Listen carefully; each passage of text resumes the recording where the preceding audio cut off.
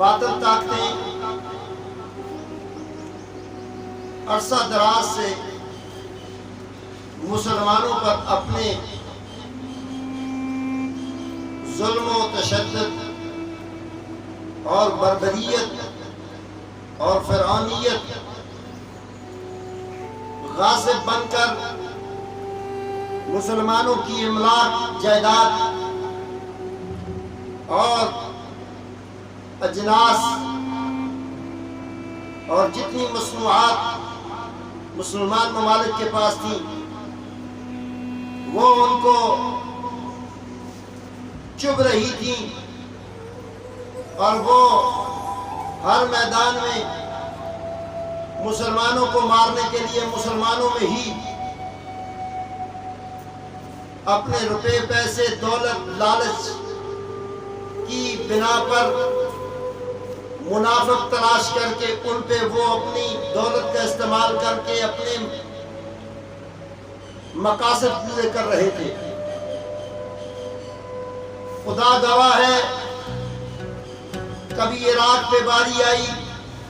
کبھی افغانستان اس کی زد بنا، کبھی کشمیر کی سرزمین پر روپیہ پیسہ وہی لگانے والے، اسی طرح فلسطین، چچینیا، بوسنیا، جہاں جہاں تک ان سے ہو سکا وہ اپنے بار بدل بدل کر چلتے رہے، یہاں تک بھی نہیں کہ مملکت خدا داد پاکستان سے لے کر پوری دنیا کے مسلمانوں تک جو فرقہ پرستی کی ایک آندھی جو آگ سے لبریز تھی اور آگ کی طرح بھڑک رہی تھی، مسلمانوں کے مابین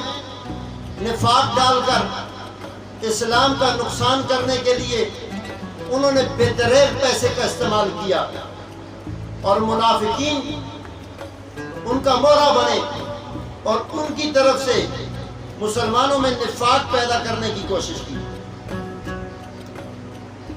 اللہ تعالیٰ نے ناصر دین محمد مصطفیٰ کو بنایا ہے،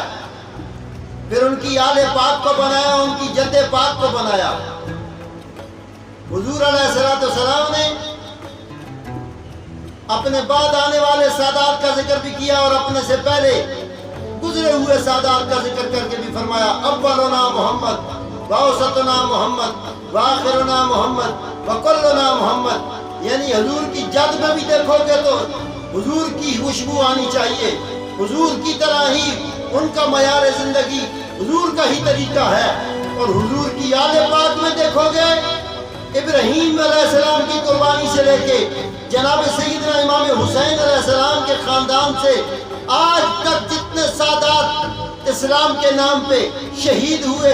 ہر سید مصطفیٰ کے لیے ان کی عزت، ان کے وقار، ان کے مرتبے کے لیے کہ اللہ کے محبوب نے لا الہ کا جو جھنڈا بلند کیا تھا اس لا الہ کے پرچم کو اٹھائے ہوئے آج تک سادات کھڑے ہیں۔ تو صاحبہ